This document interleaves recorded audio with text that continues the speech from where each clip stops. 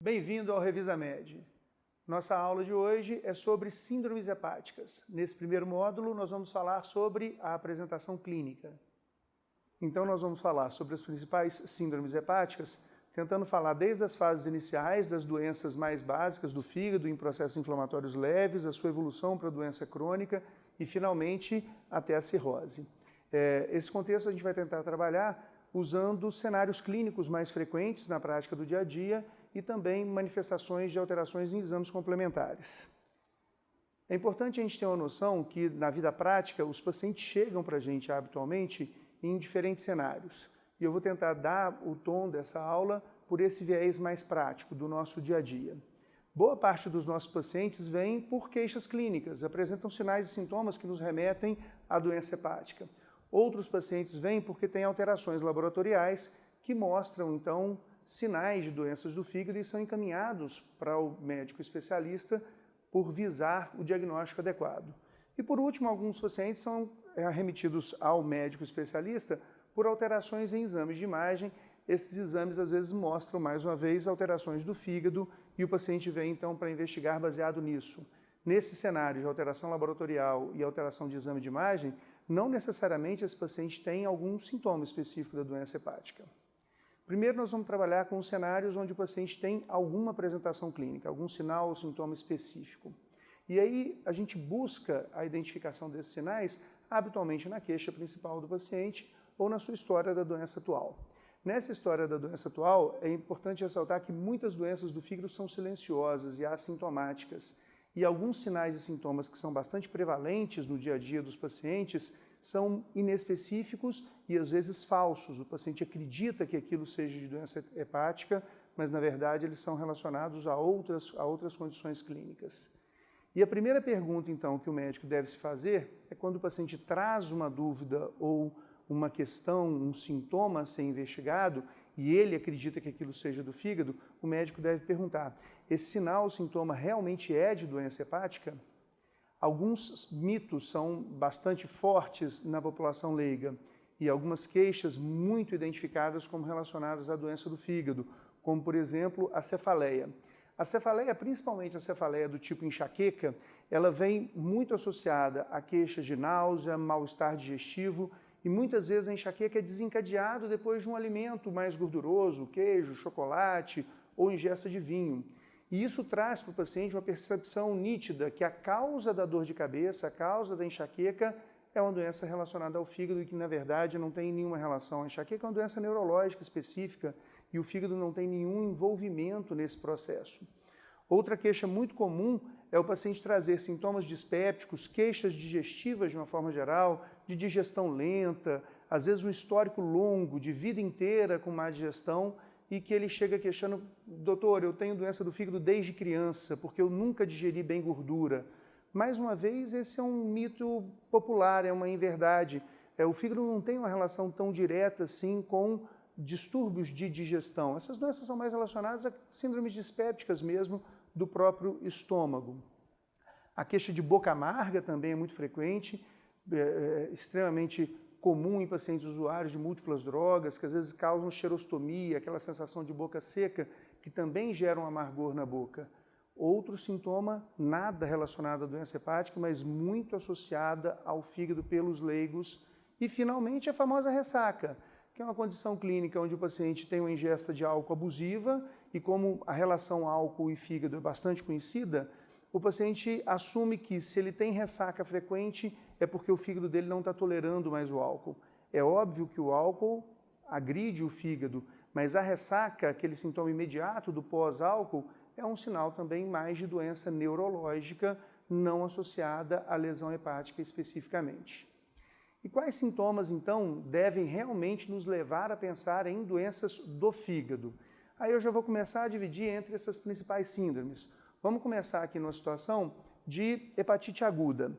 O paciente que tem hepatite aguda, ele normalmente tem sintomas mais exuberantes, ele tem um processo inflamatório intenso de início recente e isso é bastante nítido no contexto desse paciente. Nesse quadro de hepatite aguda, como boa parte delas é causada por doença viral, às vezes a gente tem o que chamamos de pródromos. O que é pródromo? É aquilo que vem antes até do sinal clínico da hepatite. O pródromo é o que vem acompanhando a própria infecção viral. Então, antes de manifestar a hepatite, esse paciente tem mal-estar geral, febre baixa, dor no corpo. Isso sinaliza uma infecção viral, mas são sintomas extremamente inespecíficos. Quando a doença evolui para a fase de inflamação aguda, real do fígado, aí a gente passa a ter sinais mais específicos, como a icterícia de padrão colestática. O que é uma icterícia colestática? Esse termo vai se repetir várias vezes, então eu vou aproveitar para explicá-lo de uma vez. Icterícia colestática é quando o fígado não consegue mandar a bile de forma adequada do fígado até o intestino. Nessa situação, a bile retida dentro do hepatócito é levada ao sangue, mas é uma bile que já passou por conjugação desse hepatócito, então é uma bile hidrossolúvel. Por ser hidrossolúvel, ela atinge o sangue e os tecidos, pigmenta facilmente a esclera ocular, a pele de uma forma geral, e também por ser hidrossolúvel, ela é facilmente excretada pelo rim, então o indivíduo tem a famosa colúria, a urina escura por excesso de pigmento biliar. E um outro sinal que vem associado a essa dificuldade de mandar bile do fígado para o intestino é a falta de pigmento biliar nas fezes, que gera as fezes esbranquiçadas, que a gente chama de acolia. Então essa tríade, icterícia, colúria e acolia, compõem o que a gente chama de icterícia colestática.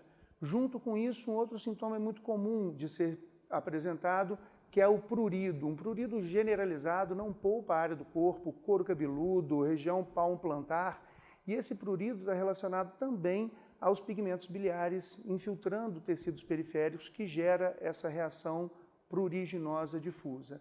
Então aí a gente completa esse diagnóstico de icterícia colestática.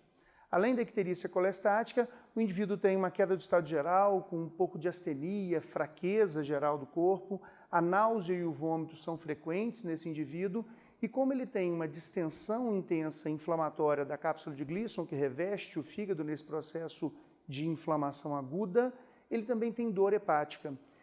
A gente fala de uma forma geral que o fígado dói pouco, normalmente as doenças do fígado são indolores, mas quando a gente tem um processo inflamatório agudo mais intenso e distende essa cápsula hepática, nesse momento o fígado traz uma dor. É uma dor de padrão contínuo, manhosa, relacionada ao hipocôndrio direito, que não tem crise, não tem cólica, é uma dor realmente de padrão contínuo. Essa é uma dor que lembra, então, o perfil da hepatite aguda. Saindo da hepatite aguda, a gente vai falar um pouquinho da hepatite crônica. É importante lembrar que isso não é uma sequência evolutiva. A enorme maioria das causas de hepatite aguda são autolimitadas e resolvidas ali naquela fase aguda. Não são doenças que cronificam. A hepatite crônica tem habitualmente etiologias diferentes da hepatite aguda e a gente vai abordar isso daqui a pouco. A maioria desses pacientes que têm hepatite crônica, ele tem um processo inflamatório discreto, é difuso, mas é discreto. E por ser um processo inflamatório discreto, esses pacientes são assintomáticos. São pacientes que têm hepatite crônica, por exemplo, pelo vírus da hepatite C, que vivem no seu dia a dia sem nenhum sintoma, mesmo com a doença evoluindo com certa gravidade, com cronicidade, mas por não ter uma inflamação intensa, elas são assintomáticas. Na evolução desse processo, aqui sim, esse é um processo evolutivo de sair da hepatite crônica e evoluir para o que a gente chama de cirrose hepática. A progressão da hepatite crônica é a cirrose hepática.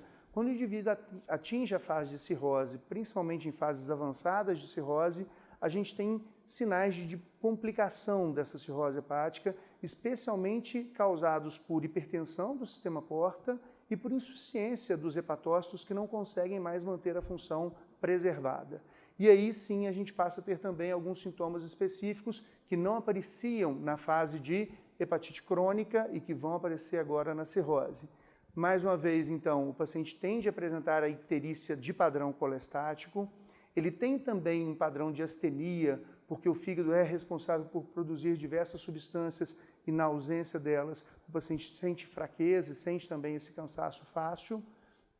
Eu tenho estigmas periféricos da doença hepática. Quais são esses estigmas periféricos? A gente tem tendência a ter vermelhidão exagerada na mão, que a gente chama de eritema palmar, telangiectasias, ginecomastia no homem, perda de pilificação sexual secundária. Todas essas características são específicas, eu vou mostrar alguns exemplos no decorrer dessa aula.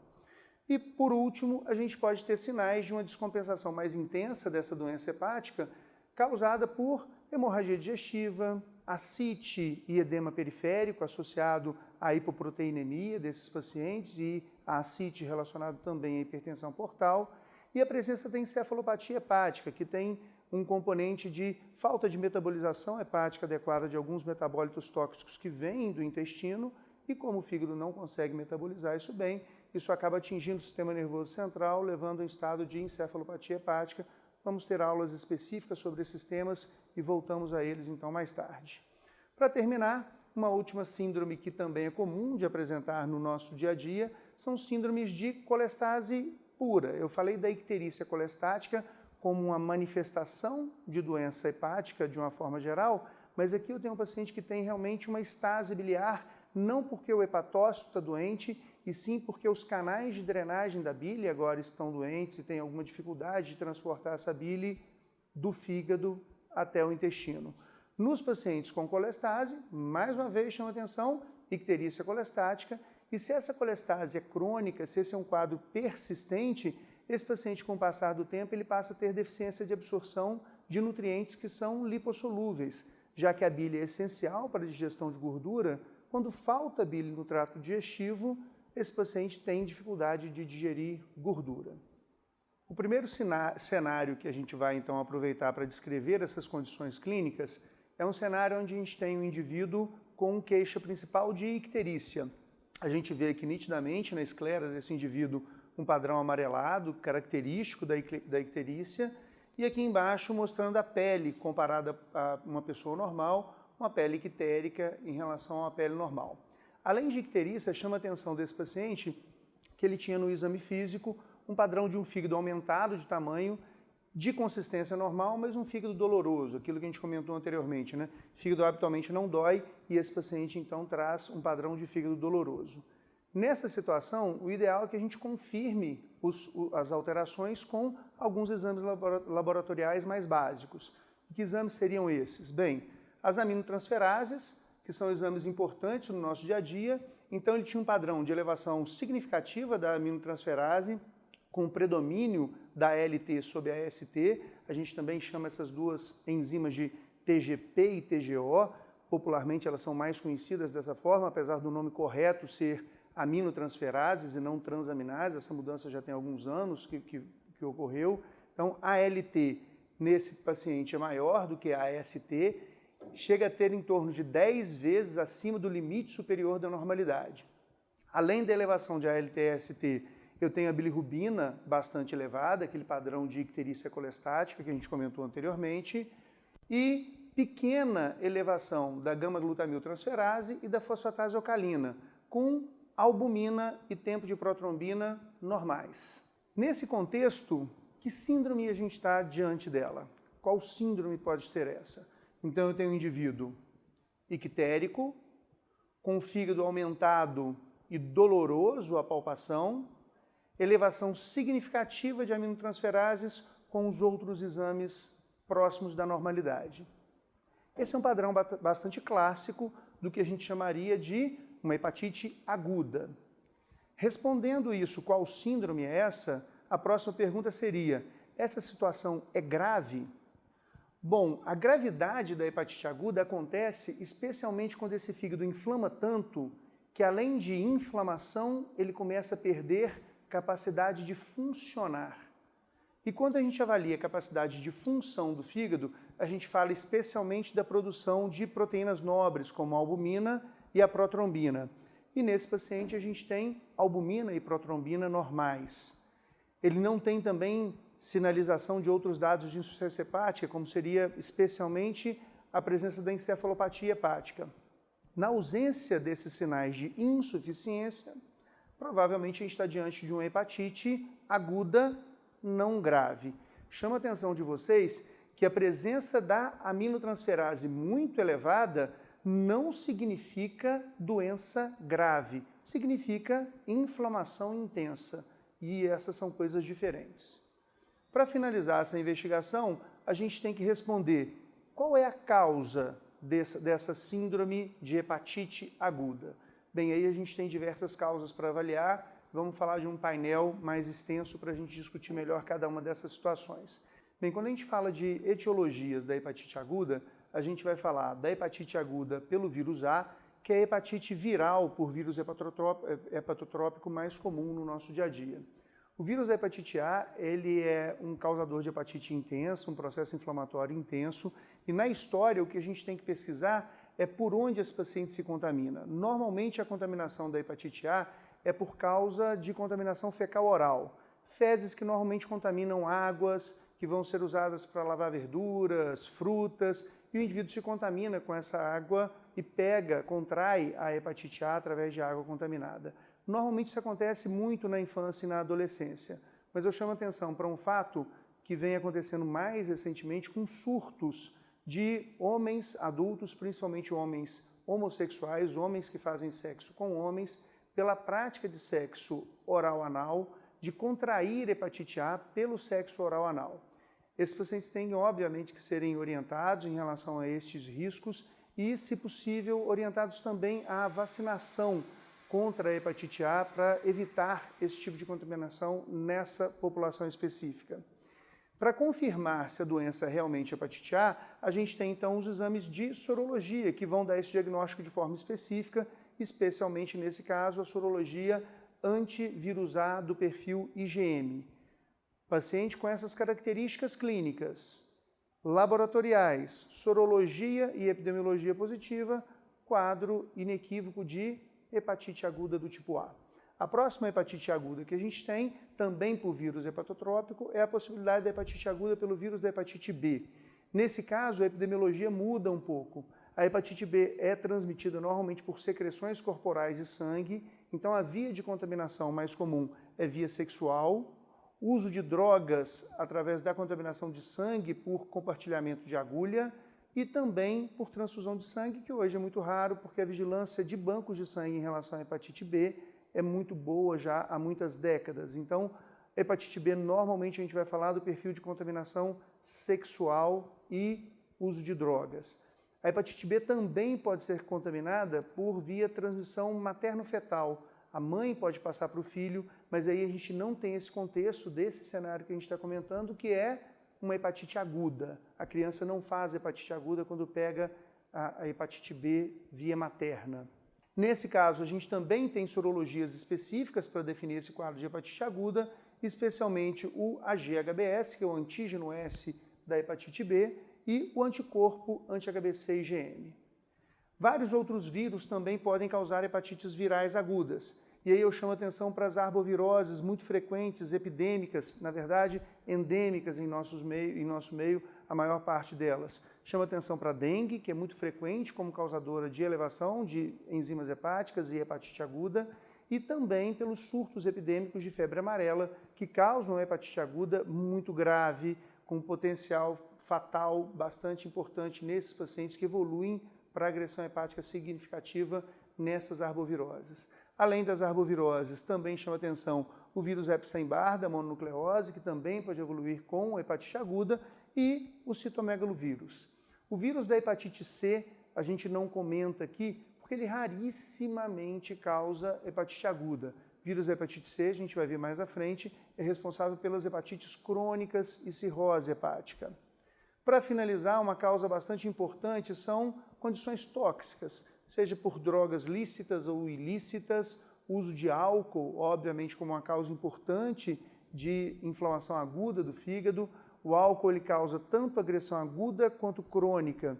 E isso traz uma diferença para a gente, porque a gente tem um potencial de gravidade muito grande no alcoólatra, porque ele pode somar dentro de uma doença que já evolui crônica, com um certo desgaste crônico do fígado, sobrepor uma doença aguda com processo inflamatório intenso e muitas vezes bastante grave.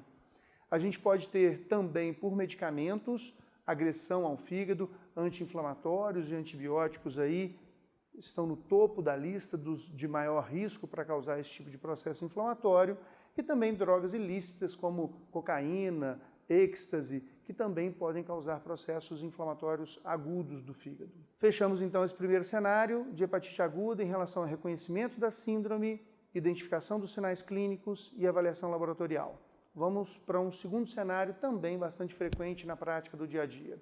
Agora a gente tem um paciente com icterícia, que vem por um achado de icterícia, mas que no exame físico a gente tem alguns componentes que são importantes. A gente vê um paciente que já na entrada tem um padrão de abdômen globoso por ascite. Além do abdômen globoso, ele tem um aumento de mama. Esse é um paciente do sexo masculino com o que a gente chama de ginecomastia, é um aumento da mama. Dá para a gente ver aqui também, nessa imagem aumentada, uma telangiectasia, que a gente também chama de aranha vascular. Vamos mostrar um vídeo daqui a pouco específico sobre essa telangiectasia. O eritema palmar, que eu já tinha falado anteriormente, como mais um estigma de doença hepática. E, por último, a confirmação que aquele abdômen globoso, na verdade, era um abdômen cheio de líquido acítico. Aqui a gente tem uma punção do líquido acítico, mostrando a característica aqui na seringa de um líquido amarelo claro, que a gente chama de amarelo citrino, que é característico da ascite. Aqui nessa imagem, então, a gente consegue ver num close melhor esse padrão da aranha vascular. Vamos dar uma olhada no vídeo. Aqui a gente vê que a gente comprime o centro da lesão vascular e depois que solta, esse sangue flui do centro para a periferia. Novamente, comprimindo, fluindo do centro para a periferia.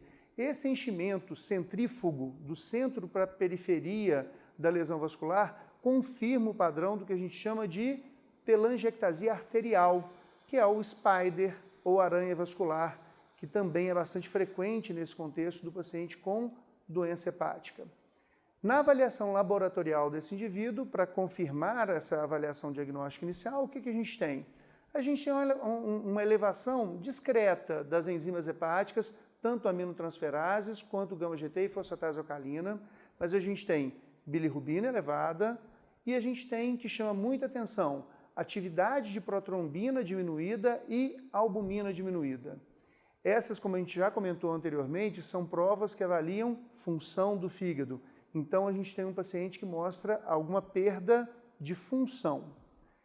Que síndrome é essa? Bem, nós estamos diante de um paciente que vem com icterícia, ascite, ginecomastia e um laboratório com pouca inflamação e sinais de perda de função. Esse é o clássico padrão do paciente com uma doença crônica evoluindo para um quadro de cirrose hepática descompensada. É grave essa situação? A cirrose por si não necessariamente é uma doença avançada, grave, terminal, mas esse é um contexto que preocupa. É um paciente que já tem perda de função, já tem ascite, que demonstra um prognóstico ruim para esses pacientes. O paciente que evolui com ascite é um paciente que já tem um risco de mortalidade nos próximos 2 anos muito expressivo, muito significativo. Então, sim, essa é uma doença de perfil grave. E qual a etiologia? Bem, vamos ver então quais são os perfis de doenças que podem causar esse tipo de lesão. Em ordem de frequência, a gente tem o álcool ainda no nosso meio como a principal causa de cirrose hepática. Obviamente, essa é uma avaliação que a gente vai buscar na história do paciente, na anamnese. Se é um paciente que tem um consumo de álcool exagerado, e a gente considera esse consumo exagerado acima de 40 gramas em média de álcool por dia para a mulher e acima de em torno de 60, 80 gramas por dia para o homem, esse é um consumo que pode levar à lesão hepática. E chama atenção para a confirmação diagnóstica um padrão que é característico da lesão pelo álcool, que é o aumento predominante da ST ou da TGO sobre a LT-TGP. E também o aumento significativo da gama-GT. Esses são marcadores da agressão do fígado pelo álcool. Uma outra doença também muito frequente no nosso meio, como causa de cirrose hepática, é a hepatite crônica pelo vírus C. A epidemiologia que tem que ser investigada nesses pacientes é uso de droga injetável, principalmente pelo contato com sangue contaminado, e pacientes que receberam sangue principalmente antes de 1994, antes da década de 90, que era uma época em que o banco de sangue não testava, porque a gente ainda não conhecia essa doença. A hepatite C é uma doença nova, é uma doença que o vírus foi descoberto em 89 e a partir daí os primeiros exames foram feitos para a detecção desse vírus. Então quem transfundiu sangue antes disso não tinha como ser testado sobre ter ou não ter hepatite C no doador. Então muita gente se contaminou realmente nessa época. A hepatite C tem também uma avaliação de sorologia específica que define a doença, que é dado pelo anticorpo contra o vírus C e a pesquisa do PCR, que identifica o material genético, o RNA do vírus, e confirma de forma também inequívoca a presença da hepatite pelo vírus da hepatite C. Outra causa que chama muita atenção, e a gente acredita em doença do fígado que vai ser a grande doença hepática dos próximos séculos, pelo menos das próximas décadas, é a esteatose hepática. A doença gordurosa no fígado ela cresce em incidência de forma muito significativa porque a gente vive hoje uma sociedade com grande tendência à obesidade e à síndrome metabólica. Isso está intimamente relacionado ao chamado fígado gorduroso, esteatose hepática. A gente considera essa doença muito comum e ela é realmente comum, mas a gente tem que diferenciar o que é comum do que é normal. Não é normal ter gordura no fígado, esse é um problema de saúde e a gordura no fígado é sim uma causa de cirrose hepática naquele paciente que evolui com processo inflamatório. E como é que a gente investiga esse paciente? É o paciente que tem um padrão de síndrome metabólica, obesidade, esse é o padrão que tem o risco aumentado para a evolução para esteatose hepática. Voltamos então a outro vírus que também pode causar hepatite crônica e evolução para cirrose, que é o vírus da hepatite B. A gente já falou dele como causador de hepatite aguda e aqui a gente volta como causador de hepatite crônica evoluindo para cirrose. O vírus da hepatite B habitualmente evolui mais com as suas formas crônicas do que naquele perfil da forma aguda que a gente falou agora há pouco. Epidemiologia a gente já discutiu, sorologias também. O que muda aqui é que a sorologia para doença crônica é com anti-HBC IgG e não com anti-HBC IgM, como a gente viu anteriormente. E para finalizar, a gente também investiga perfil de drogas como causa de hepatite crônica e de evolução para cirrose. Mais uma vez, a história clínica do paciente, a anamnese, vai ser a nossa fonte de avaliação para saber se o paciente usa alguma droga com potencial toxicidade crônica e evolução para cirrose. Óbvio que existem outras causas também de doença hepática que são mais raras. Eu vou comentar rapidamente na avaliação laboratorial, daqui a pouco em algumas outras causas, mas essa aqui são as principais causas que levam habitualmente na nossa prática diária o paciente à cirrose hepática. Um terceiro cenário importante e frequente também no dia a dia nosso é o paciente que mais uma vez vem com icterícia. Vocês vejam que a icterícia é uma marca da doença hepática. O paciente que tem icterícia, ele chama atenção para a possibilidade realmente da doença do fígado. Esse paciente tem, além da icterícia no exame físico, dor no hipocôndrio direito. Voltamos para a percepção de um quadro doloroso. Só que aqui a dor não é aquela dor contínua, manhosa, persistente, é uma dor mais em crise, em aperto, que vem episodicamente. Esse paciente com esse perfil de lesão, que tem na sua avaliação laboratorial elevação discreta das aminotransferases, mas uma elevação predominante de fosfatase alcalina e gama-GT, associado a bilirrubina elevada, esse é um paciente que chama atenção e ele é diferente do perfil dos que a gente viu anteriormente. Que síndrome é essa? Diante de que situação a gente está?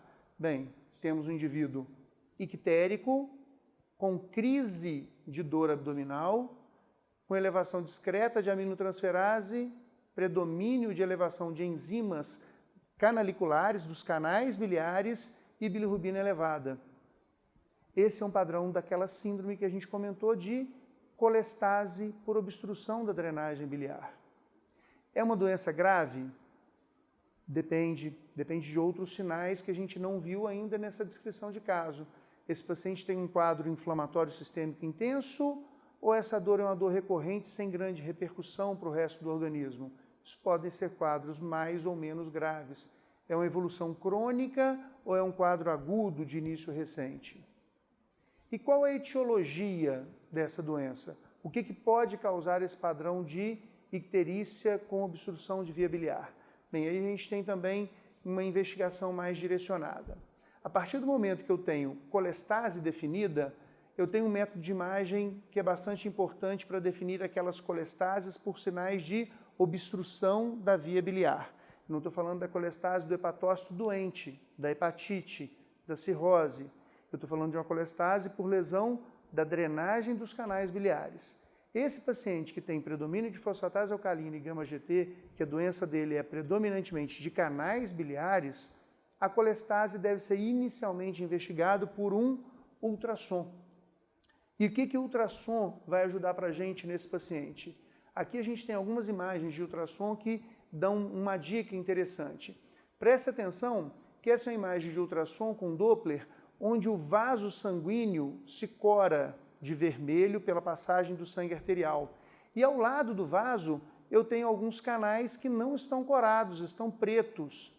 Isso marca que o que é corado é vaso e o que não é corado é algum líquido com fluxo lento. Nesse caso é via biliar. Então eu estou mostrando aqui sinais de dilatação das vias biliares. Já nesse daqui, a gente tem os canais todos corados. Eu não tenho um canal escuro como esse aqui. Então esse é um padrão de vaso apenas e esse é um padrão de canal biliar dilatado. Isso diferencia para a gente um cenário bastante distinto daquele paciente que tem colestase por doença com dilatação de via biliar daqueles que têm colestase sem dilatação de via biliar. Se eu tenho dilatação da via biliar, eu tenho que pensar no que a gente chama de colestase extrahepática. Algo obstrui os canais da bile fora do fígado. E o que pode causar essa obstrução? Como causa principal, a gente tem cálculo da via biliar. Esses cálculos da via biliar, eles causam essencialmente crise de dor, que combina muito com o cenário que a gente está comentando. Então, uma hipótese bastante interessante para esse paciente é que ele tem uma colestase extrahepática por obstrução por cálculo biliar. Eu também posso ter obstrução dessa via biliar por tumor, especialmente pelo padrão que a gente chama de tumores pele-ampulares ali ao redor da ampola de Vater, próximo do duodeno, especialmente tumor de cabeça de pâncreas, e outras lesões, obstrução por própria lesão do duodeno, obstrução por verme que entra dentro do canal biliar e obstrui a sua drenagem, situações menos frequentes. Habitualmente em colestases extrahepáticas a gente pensa principalmente em tumor ou litíase da via biliar. Agora, se o paciente tem uma colestase, aumento de fosfatase alcalina e gama-GT, mas não tem dilatação da via biliar, eu digo que esse paciente tem uma colestase intrahepática. São dos pequenos canais do fígado de dentro, os pequenos canais da bile, perdão, de dentro do fígado. Quem causa esse tipo de situação?